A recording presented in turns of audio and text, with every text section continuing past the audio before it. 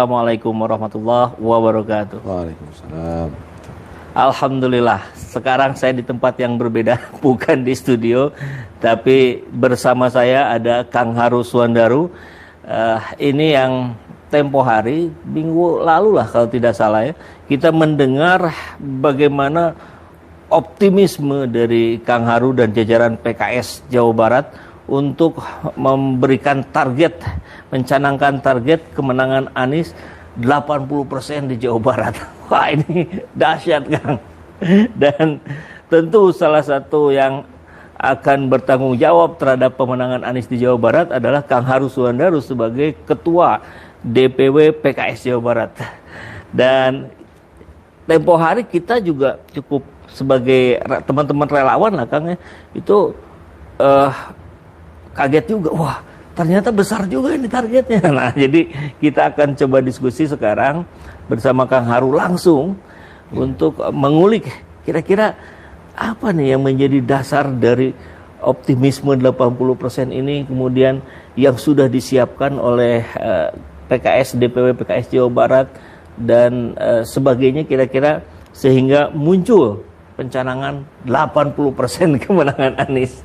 Memang kita tahu Jawa Barat lumbung suara PKS, Bandung dan sekitarnya juga sama. Apakah hanya karena itukah atau ada hal lain? Nah, jadi monggo silakan, Iya. Kang. Ya, terima kasih Kang Saiful dan pemirsa semua ya. Saya kira target itu awalnya kan pengalaman kita ya. 2 periode Pilpres di Jawa Barat. Dari Pak Prabowo 2014 ya. 14 pertama. Dengan Pak Hatta Rajasa. Ya. Itu sudah dengan Pak Jokowi ya waktu itu. Sudah. Tapi Pak Jokowi posisinya penantang. Nah, ya. Sama-sama ini ya. Ya, baru gitu kan. Ya, yang menang Pak Prabowo gitu. 60%. 60%. 60%. Pak Jokowi 40%. Okay. Itu posisi Pak Jokowi sebagai penantang. Kemudian beliau jadi presiden. 2019 tempur lagi di Jawa Barat kan. Nah, kita tempur lagi, posisinya sama. 60%. 60% Pak Prabowo, 40% Pak Jokowi. Gitu. Padahal posisi Pak Jokowi presiden. Incumbent. Gitu. Nah, makanya saya bilang, kalau sekarang pengen Pak Anies dilantik, jadi presiden, nggak cukup menang 60% Jawa Barat. Tapi harus 80%. Ya. Gitu. Jadi awalnya dari situ semangat. Jadi karena kita sudah 2 kali nih ngusung presiden dan menang di Jawa Barat tapi kalah gitu. Menang di Jawa Barat tapi kalah di nasional. Ya, gitu. Makanya sebenarnya kalau kita pengen punya presiden Pak Anies gitu kan, ya jabatannya nggak boleh 60% lagi targetnya. Harus 80%. Ya, itu yang harus kita pikirkan bersama-sama, kita perjuangkan bersama-sama, dan insya Allah bisa. Gitu. Jadi bukan kalau bahasa orang sekarang nih, bukan halu, pengen 80%, karena dari sebelumnya aja udah 60%. Ya. Udah posisi lawannya adalah incumbent. Ya. Apalagi sekarang yang sama-sama baru semuanya. Ya. Jadi itu sebuah target yang realistis begitu, Ya. Kang. Jadi itu yang saya kira harus jadi semangat bersama. Ya. Kalau yang menarik juga ini, saya sedikit tertarik, Kang, untuk mundur sedikit nih. Banyak orang menduga, menyangka bahwa ini yang pertama kali akan mendeklarasikan Anies ini PKS nih, karena dari berbagai aspek nampak sekali kedekatan PKS dengan Pak Anies. Apalagi kalau bicara dari Pilgub Jakarta lah, kan yang mengusung PKS dan Gerindra. Gerindra sudah berbeda haluan. Wah, pasti PKS ini yang pertama. Ternyata malah yang terakhir. Apakah ini strategi atau ada hal lain yang bisa dijelaskan? Ya, kalau menurut saya ya, kita melihat Pak Anies ini kan nggak boleh di ujungnya aja, ya kan. Misalnya di ujung diusung PKS dengan Gerindra, dari situ aja kan udah berdua tuh. Ya. PKS, Gerindra, bukan PKS aja kan. Jadi terakhir itu PKS dan Gerindra. Pak Anies itu kan artinya kan direstui Pak Prabowo buat maju Gubernur jadi ya, gubernur DKI. kita juga nggak boleh lupa Pak Anies ini kan sempat di Menteri Pak Jokowi. Oh iya, di periode 1. Iya kan, sebagai Menteri Pendidikan. Nah artinya menurut saya Pak Anies ini menarik ya. Jadi sebenarnya dia itu udah dekat dengan semua pihak sebenarnya. Pak Prabowo dekat, Pak Jokowi dekat, gitu kan. Dengan Pak Ganjar sama-sama gubernur, gitu ya. Dengan Pak Ridwan Kamil sama-sama gubernur, gitu. Jadi menurut saya sosok Pak Anies ini sosok yang menarik gitu. Makanya ketika mau ditarik ke kubu-kubuan, kata saya nggak cocok gitu. Jadi alamnya berbeda dengan ketika zaman Pak Jokowi dan Pak Prabowo. Ketika zaman Pak Ahok dengan Pak Anies. Menurut saya beda. 2024 ini akan ada suasana baru menurut saya. Boleh lebih dijelaskan seperti apa suasananya Kang yang akan? Iya, harapan saya kita benar-benar bisa menghadirkan suasana ya pesta demokrasi. Pesta rakyat. Jadi lebih kepada adu gagasan. Siapa saja presiden yang nanti terpilih, Indonesia hanya akan lebih baik gitu. Jangan sampai situasinya mencekam lah gitu ya. Sampai kemarin kan residunya banyak banget ya. Yang terutama yang 2019 ya. Sampai keluarga Paraseha gitu kan. Grup alumni ya kan. Di grup teh wah Pak Prabowo, Pak Jokowi cebong, kampret, kata saya mah kurang bermutu gitu.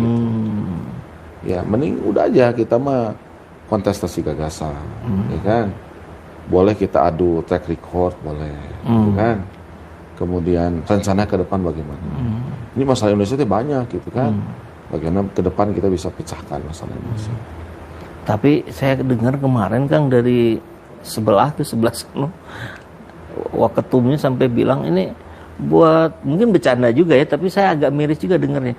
Buat emak-emak yang mantunya nggak mau pilih A, pecat ya. Sampai ada kalimat begitu gitu. Waduh, saya bilang.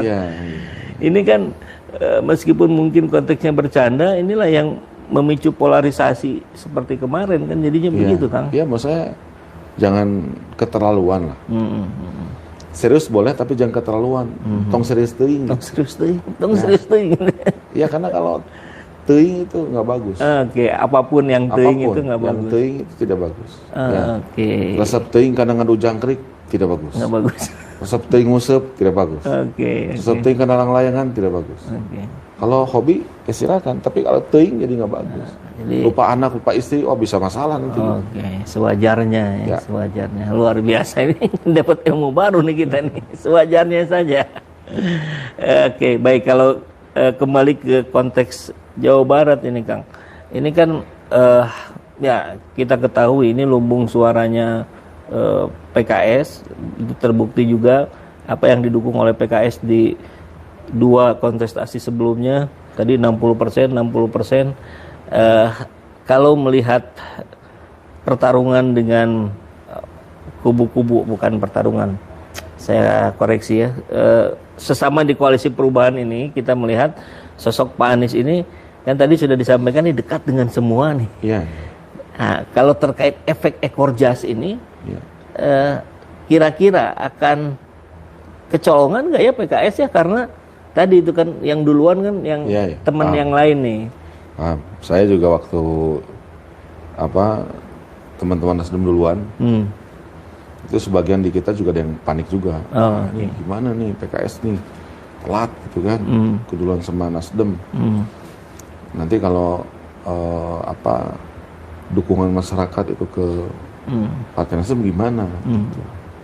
Saya bilang saya ini setelah deklarasi Nasdem itu, tiap hari lah saya mah di-WA-an sama relawan. Enu ngambek, enu nyerekan, pokoknya mah. Ini kapan PKS? Masa PKS begini, pelin-pelan, wah pokoknya mah gitu. Udah, sebenarnya tenang aja, insya Allah gitu aja. Ya kan? Saya sudah sampaikan. Pokoknya PKS berkomitmen terhadap perubahan. Sekarang siapa yang mau melakukan perubahan? Jadi kuncinya mah gampang barangkali. Lihat aja track record gitu ya, bagaimana PKS berkomitmen. Yang ada malah berapa kali PKS yang dikhianati. Ya, jadi sebetulnya ya saking mungkin ya harapan dari teman-teman relawan. Nah, jadi saya kira Itu yang di kita juga ada juga, ya, di PKS juga khawatir, di relawan khawatir juga. Dan kemudian setelah PKS deklarasi, nah malah sebagian teman-teman yang di Nasdem ada juga nyampe di saya, waduh katanya bulan madu Pak Anies dengan Nasdem sudah selesai, dan PKS sudah gabung juga gitu ya. Demokrat sudah gabung juga. Ya saya kira intinya kita ingin pertama tadi Pak Anies bisa tampil maksimal, ya, bisa menjawab kebutuhan masyarakat. Dan tentu saja tadi partai pengusungnya juga semuanya kebagian lah. Masalah siapa yang paling banyak itu kumaha amal-amalan gitu. Gitu ya. Kumaha doa masing-masing gitu ya. Gitu. Tapi yang menarik itu Kang, ada obrolan yang saya dengar sih tentu dari sebagiannya simpatisan PKS, tapi sebagiannya lagi ya mungkin lebih ke netral. Iya, saya sambil minum. Ya, mangga. Ikutan lah. Bismillahirrahmanirrahim. Agak kering juga nih mulut. Yang tadi tuh Kang, jadi ini PKS kok berkali-kali dikhianati gitu ya. Terus kok seperti nggak ada perlawanan segala macam, misalkan di kasus Jakarta yang dijanjikan wakil gubernurnya dari PKS ternyata janji kosong, terus yang lain-lain juga banyak gitu kisah-kisah begitu tuh. Sebagian tuh lihat gemes juga gitu lihat PKS kok gini sih gitu, kok nggak gitu. Gimana Kang responnya Kang? Ya memang kalau lagi di panggung mah ya semua bisa jadi benar, apapun bisa jadi salah. Ya kan, misalnya wah ini partai politik kok haus kekuasaan. Ini partai politik kok egois. Ya untuk kelompoknya saja, untuk golongannya saja. Ya kan? Itu kan sering didengar. Iya, sering kan. Politik itu kotor, menghalalkan segala cara. Ya kan? Sering kan? Sering. Hari urang ngelehan, salah deui wae. Salah wae. Salah kan? Jadi kesana teh naik, kesannya tidak berdaya, kesannya polos, kesannya ya tekeren lah gitu. Jadi maunya apa gitu kan? Kita gontok-gontokan, salah bilang, ya kan? Kita ngelehan, salah juga. Jadi saya kira ya memang harus sabar ya. Sabar. Kemenangan itu bersama kesabaran. Oh, kemenangan datang bersama kesabaran. Masya Allah. Jawa Barat, Kang, PKS lagi-lagi tadi kita sudah berulang kali sebut suaranya besar. Tapi tentu dalam konteks Jawa Barat nih kemarin lepas nih satu periode nih, karena 2 periode sebelumnya Kang Aher menjabat, Jawa Barat alhamdulillah gitu ya, kondusif, maju. Nah, kira-kira ada evaluasi apa nih kira-kira untuk yang ke depan agar itu kembali ke PKS? Ya, saya pernah dengar ya, ada teman wartawanannya. Kang katanya ini ada salah seorang pimpinan partai bilang, siapa bilang katanya Jawa Barat tuh basis PKS. Orang PKS belum pernah menang pemilu. Benar?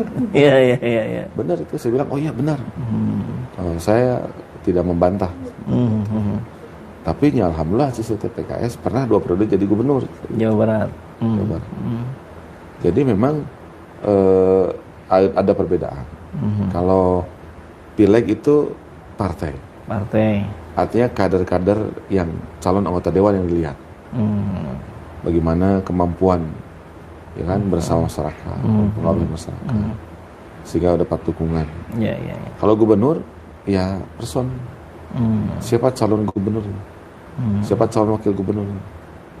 Ya partainya bisa dari mana aja. Pak SBY misalnya 2004 ya. Itu kan bukan siapa-siapa. Seorang Menko Polhukam. Dari kabinet Ibu Mega. Partainya juga kecil kan? Betul. Tapi bisa jadi presiden.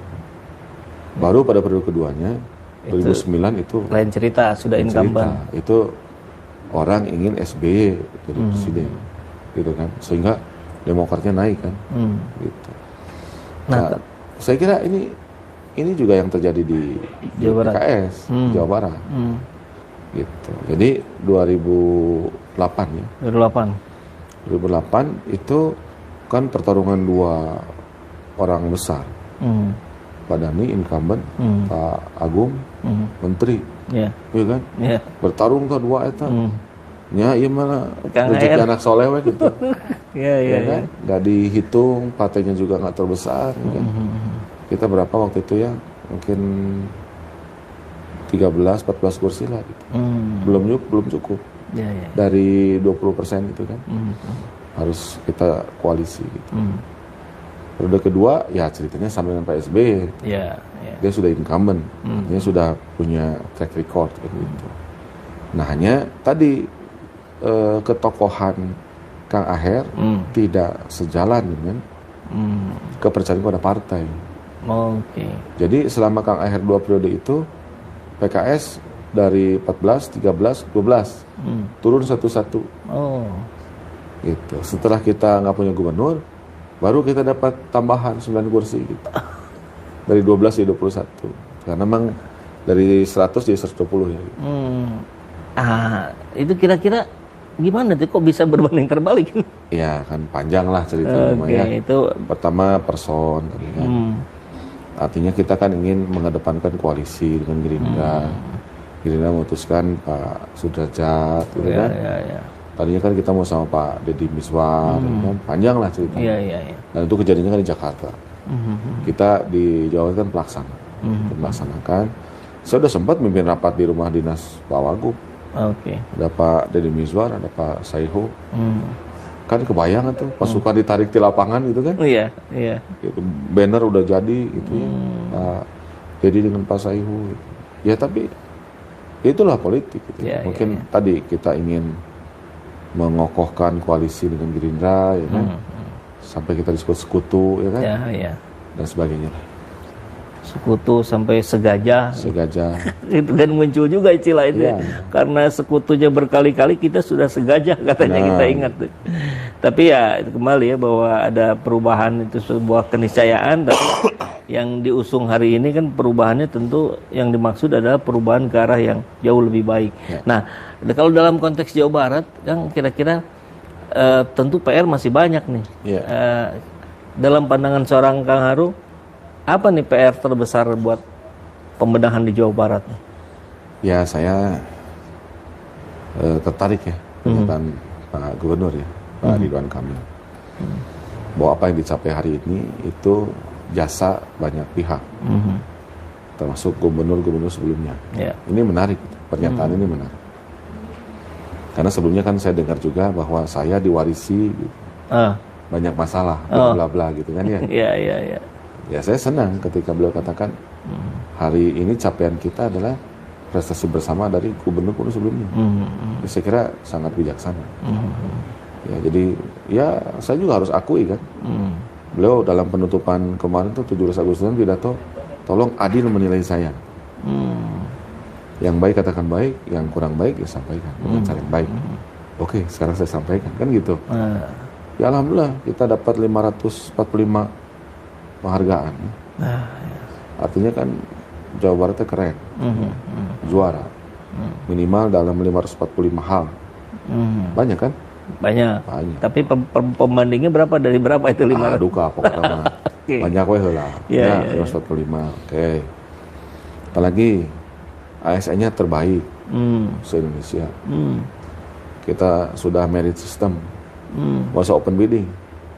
Pokoknya mah ada ujian kompetensi, nanti ada kotak-kotak, nama-nama orang, dari 1 sampai 9 kotaknya. Kalau udah kotak 9 itu berarti terbaik. Jadi itu mah periode lah, sahwe gitu. Asal di kotak 9, orangnya udah pasti bagus. Sistem itu udah berjalan? Merit system sudah berjalan. Di Kota Bandung jalan, di Provinsi Jawa Barat jalan. Gitu. Apalagi tujuan investasi terbesar di Indonesia. Ya, provinsi yang paling transparan, terbuka informasinya. Oke. Ya kan saya ikut bahagia artinya, kan saya anggota dewan. Pemerintahan Provinsi Jawa Barat. Tapi kan tugas saya harus bicara bahwa selain kesuksesan kita juga masih punya PR. Naon PR-nya? Yang terbaru Sari Mukti, kebakaran. Ya kan? Saya udah bilang, tolong nyatakan status darurat sampah. Alhamdulillah sudah. Sudah. Saya terima kasih. Oke. Pak Gubernur sudah menyatakan ini kita darurat sampah di Bandung Raya. Ya, alhamdulillah. Kalau sudah darurat kan nanti sense of urgency muncul. Dana cadangan boleh dipakai. Tapi saya nitip, jangan hanya sebagai apa kejutan sesaat. Lewas. Terus gitu, gitu. Jangan. Oke. Harus ada langkah-langkah percepatan logok nangka, percepatan lut nambung. Harus. Alternatif tempat pembuangan yang baru. Ya, padamkan api di Sarimukti. Berikan pelayanan darurat kepada yang terdampak. Urusan sampah. Stunting, Pak Kade, orang masih juara kedua. Oh, juara kedua di tingkat nasional. Yang satu Jawa Tengah.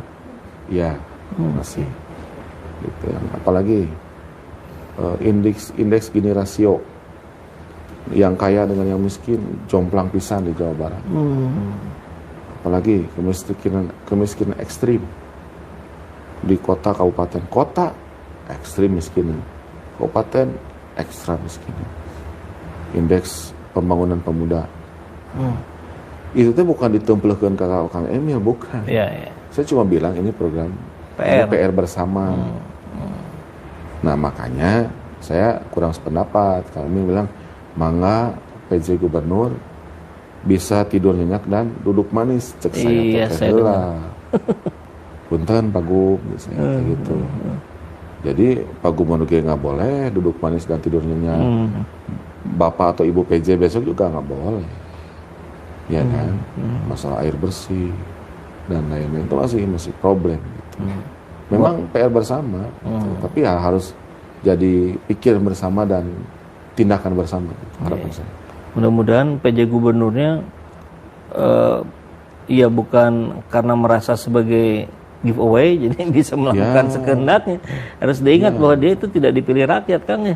Jadi jangan sampai kayak aduh cenah ieu mah rezeki anak soleh gitu. Jadi kan udah dilihatnya teh nya meureun keuntungan gitu. Jangan.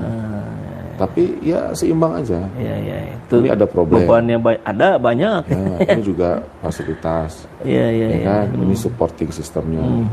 Itu harapan. Kalau lihat kondisi hari ini, kira-kira Jawa Barat ini akan bisa membaik dengan pola kepemimpinan seperti apa, Kang? Atau kan barusan kita sudah menilik kepemimpinan Ridwan Kamil. Kalau boleh kan kita tarik ke belakang, ada Kang Aher gitu dan seterusnya. Dan ramai nih di kontestasi pemilu juga kita sering mendengar, ya cara memilih itu ya menyandingkan, membandingkan gitu. Tapi kalau kita bandingkan dengan yang sebelumnya kan itu juga bisa gitu. Nah, seperti apa kepemimpinan di Jawa Barat yang harusnya ke depan itu kalau menggunakan pembanding RK, Kang Aher dan seterusnya? Saya mah mengambil contohnya seperti nyari pasangan hidup. Antara yang dibutuhkan dan yang diinginkan. Oke. Dibutuhkan dan diinginkan. Ya. Lah mau diinginkan mah jadi siga artis. Populer. Ya kan? Mudah dikontak di sosmed. Gitu. Merakyat gitu. Bisa setiap saat komen jeung bari heureuy gitu. Iya. Pokoknya menyenangkan lah. Untuk anak muda, untuk netizen. Selebriti. Oke. Tapi masalah itu beres gitu. Oke. Ya kan? Ya. Itu ekstrimnya begitu.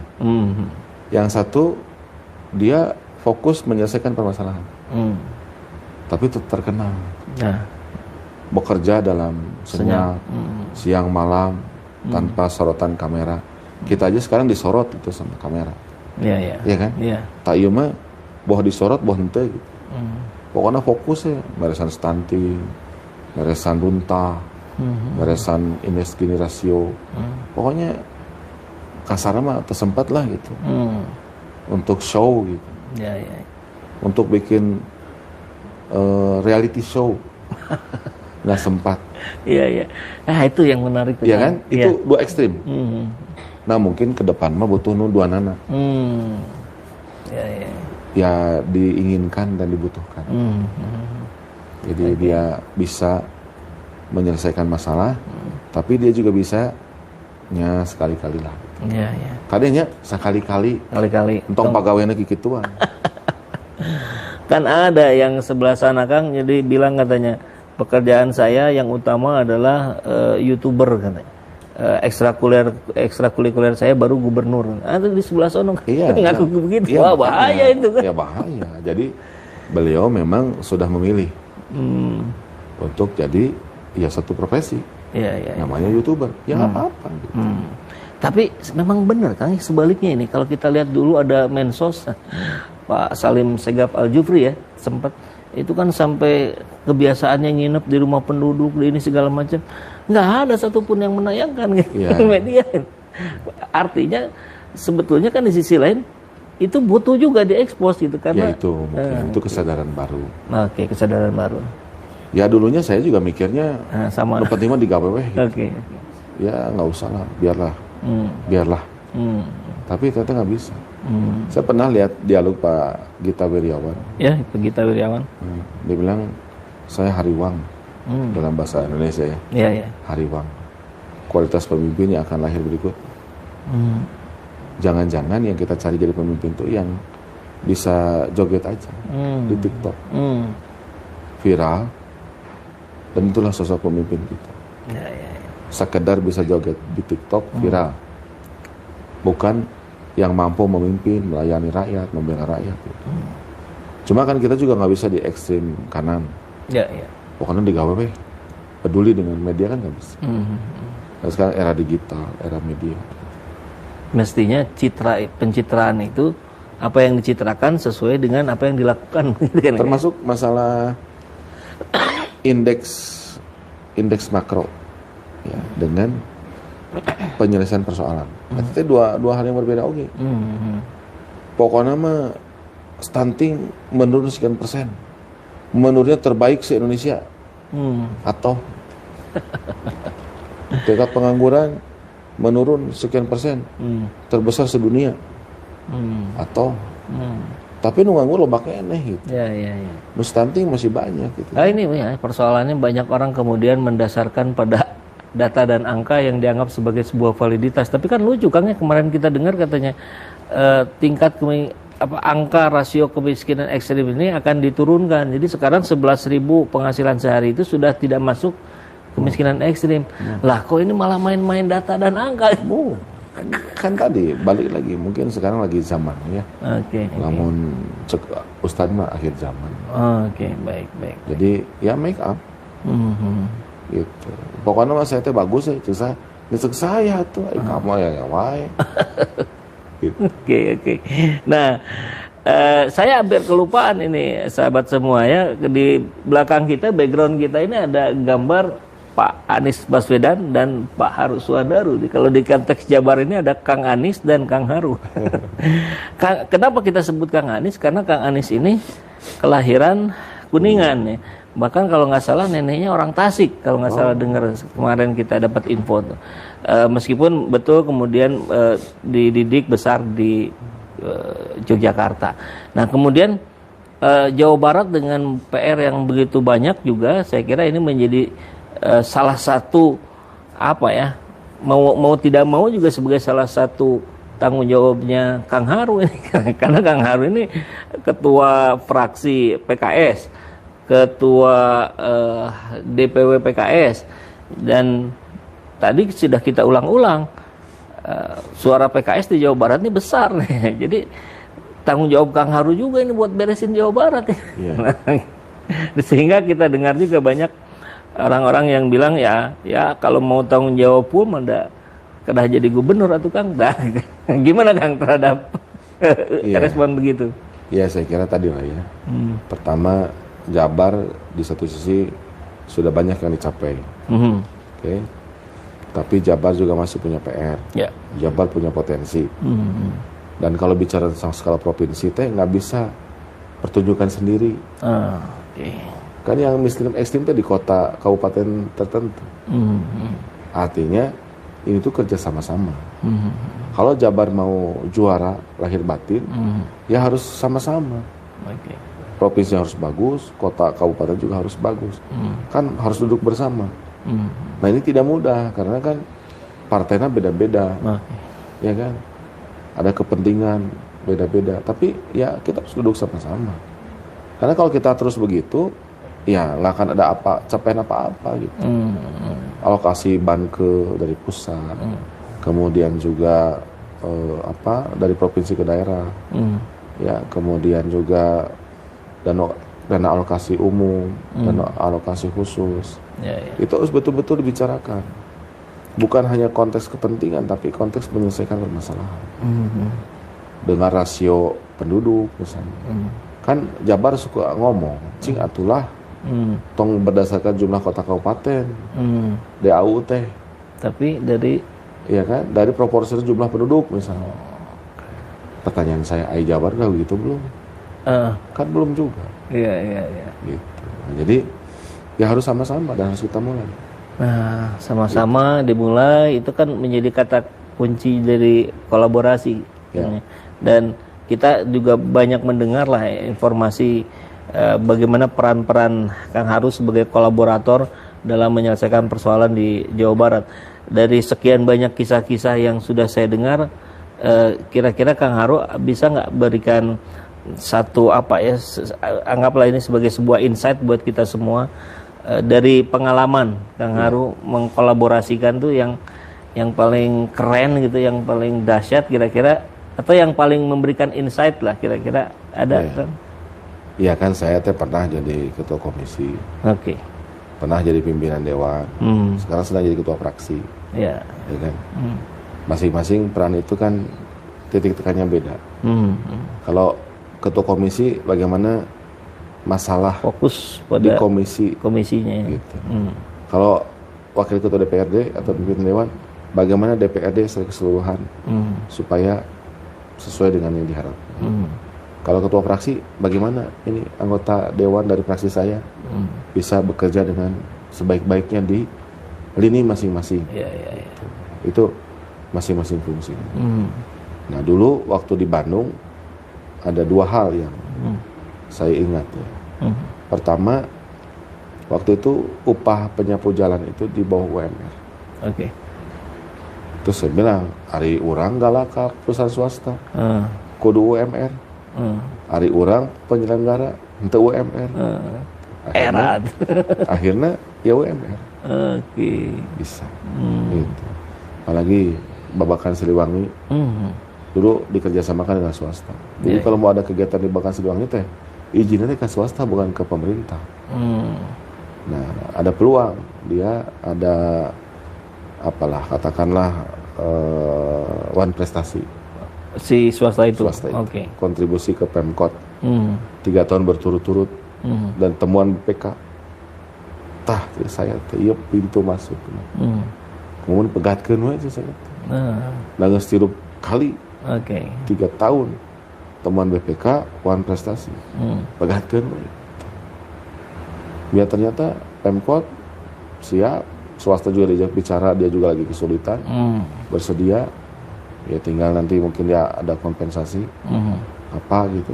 Intinya kembali ke pemerintah. Jadi sekarang tuh Babakan Siliwangi kembali ke pemerintah, dikelola oleh pemerintah langsung. Jadi ya sebetulnya mah di mana saja kita berada, kita harus bisa memberikan manfaat yang banyak. Ya sekarang saya di DPRD provinsi, kan bintangnya mah gubernur, ya kan, bintangnya mah gubernur. Kan eta 545 kan teu aya saya sugan ka payun gitu. Iya kan? Iya. Di Pasihan itu enggak ada. Hasil pengawasan dari DPRD enggak ada ya, enggak disebutin. Pasti boga lakon nama juga. Ya kan? Nah, tapi ya alhamdulillah. Ketika saya bilang, Pak Gubernur, tolong nyatakan darurat sampah. Alhamdulillah. Ya mungkin dia juga banyak masukan. Iya. Minimal saya ngomongnya sarua gitu. Bahwa iya teh harus segera ditetapkan. Ya alhamdulillah. Nah yang rada kurang diturut mah eta. Yang mana tuh? Ya logo kenangka kuruna gancang gitu. Yang apa? Yang logo kenangka harusnya cepat. Oh ini sampah. Sampah ini segera. Tapi kan agak terlambat. Saya sudah bilang waktu itu, jangan pakai pola kerjasama. Yang namanya pola kerjasama itu bisa terjadi, bisa tidak. Kalau tidak, ini bisa tidak berkesudahan. Kenapa nggak kita selesaikan dengan APBD? dengan multi years. Oke. Itu 4 triliun selesai kan Lagok Nangka itu. Persis dengan jumlah hutang yang kita pinjam saat COVID. Yang kata saya nggak perlu-perlu amat. Ya. Beres kan? Beres. Jadi ya itu mah pilihan lah. Oke. Beliau dengan tim kan memilih untuk mengganti program APBD pada waktu itu. Memilih untuk membuat masjid dengan total harga segitu. Iya kan? Ya. Ya nggak ada yang salah. Gitu. Tapi itu terselenggara artinya disetujui oleh Dewan? Ya, kan atau tanpa komunikasi dengan Dewan? Kalau kita ngotot kan jadi nggak ditetapkan APBD. Oke. Dan akhirnya kita harus ya kan, melihat kepentingan yang lebih besar. Kan tidak satu-satu ditetapkan. Itu mah kan satu rombongan. Gitu. Ya. Jadi makanya saya bilang ya sudah. Tapi ke depan, makanya saya ngomongnya sejak sekarang sanksi gubernur, besok PJ, dan gubernur berikutnya, ya kurangi tidur Anda dan jangan duduk manis. Ya urusan lo bakenya gitu. Ya. Di samping prestasi yang sudah dicapai, yaitu selamat. Gitu. Mau selebrasi silakan untuk ngelatin. Ya jadi euforia. Ya luar biasa ya ini diskusi kita 1 jam ini kita bisa membahas banyak hal mulai dari persoalan pembicaraan politik di pusat maupun di daerah, tapi saya kira dapatkan benang merahnya bahwa era pemimpin ke depan ini era yang pencitraannya sama dengan apa yang dilakukannya, kurang lebih begitu Kang ya. Kalau menurut saya sih harusnya lebih banyak kerjanya. Harus banyak dibandingkan pencitraan. Kalau pencitraannya ya sebetulnya 30 kan sampai maksimal 40%. Jangan 50-50 oke. Itu benar tadi Kang, okay. Maksudnya kadang digawe kadang henteu. Gitu. Cuman kan sebetulnya kan citra mah bisa ya sudahlah sama timnya aja lah lebih lebih diangkat gitu kegiatannya, diinformasikan, kan bisa seperti itu gitu. Tidak harus satu orang dengan berapa belas angle kamera. Kan kita dengar juga tuh ada pemimpin-pemimpin yang begitu. Jadinya lebay. Akhirnya fokusnya lebih ke arah yang tadi Kang harus sampaikan, upaya-upaya untuk apa tadi diinginkan gitu ya. Seperti seorang selebriti. Dan dampaknya ya kita lihat bangsa hari ini. Kalau saya lihat video pendek itu kan ada Kang Haru lagi lihat ke jendela. Itu ada yang naik itu apa BBM katanya.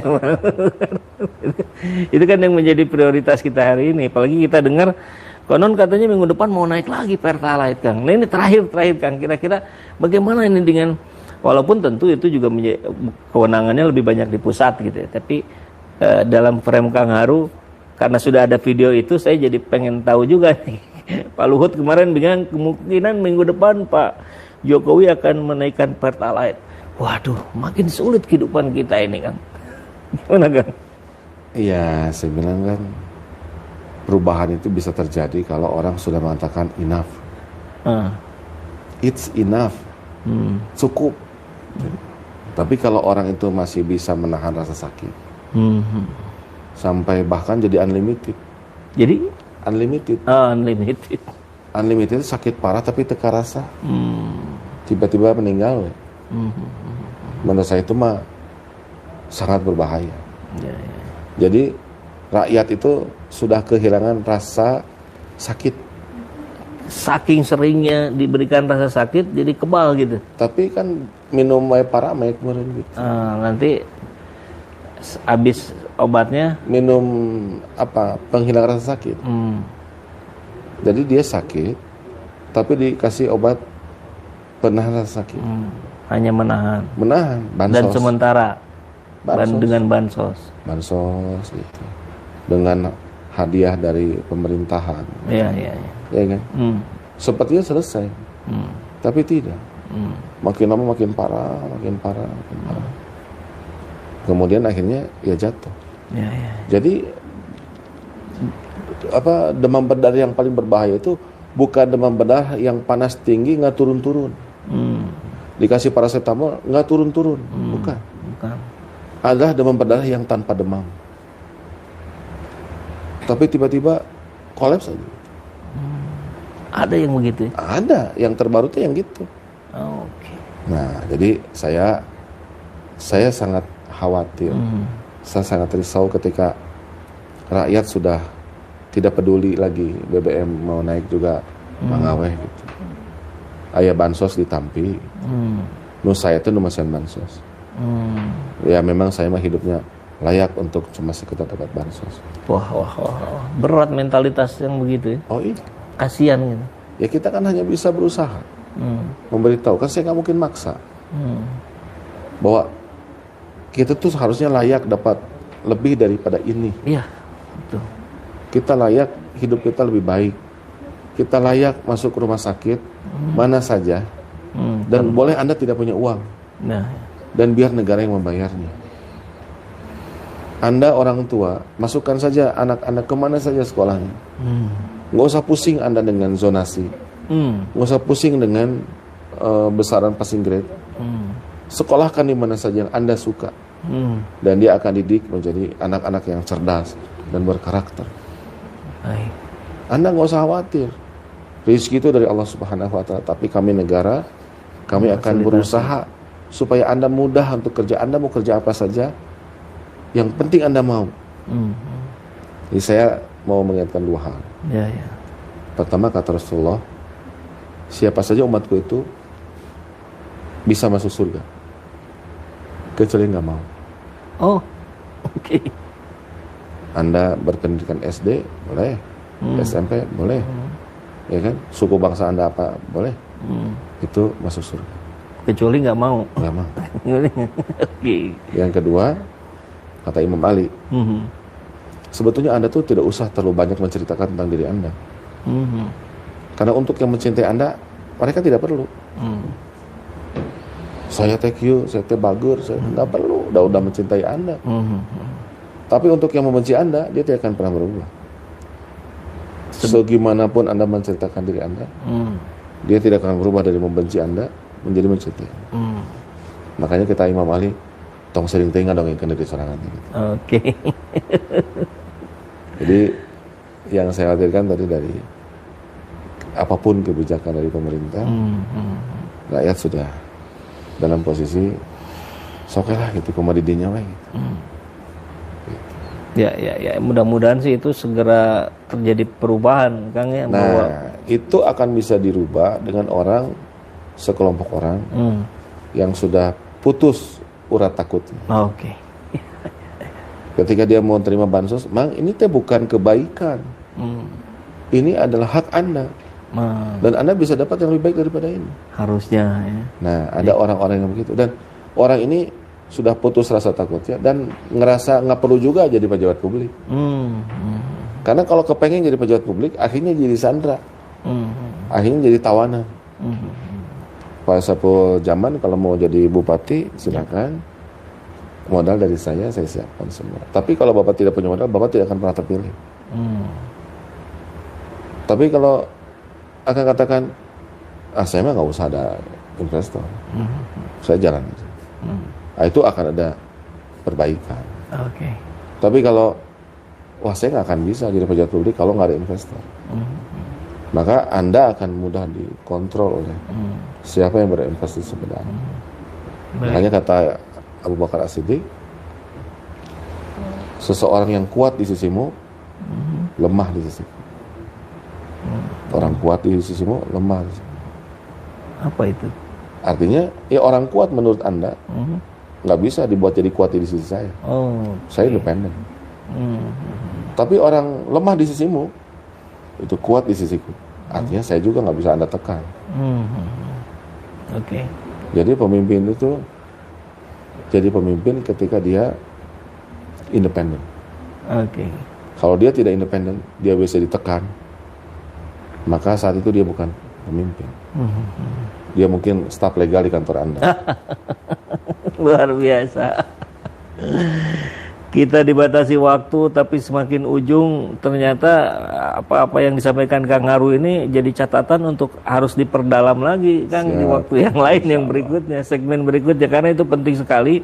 Rakyat butuh kesadaran untuk lebih berdaya. Tadi Kang Haru sudah menyampaikan, menekankan bahwa rakyat ini harus punya kesadaran, keyakinan bahwa mestinya situasi ini lebih baik dari hari ini kalau pemimpinnya benar gitu, kalau pemerintahnya benar. Dan mudah-mudahan ini bukan hanya sekedar ucapan, tapi memang dilakukan oleh Kang Haru dan kawan-kawan di PKS. Amin. Dan saya kira rakyat juga merasakan apa buktinya.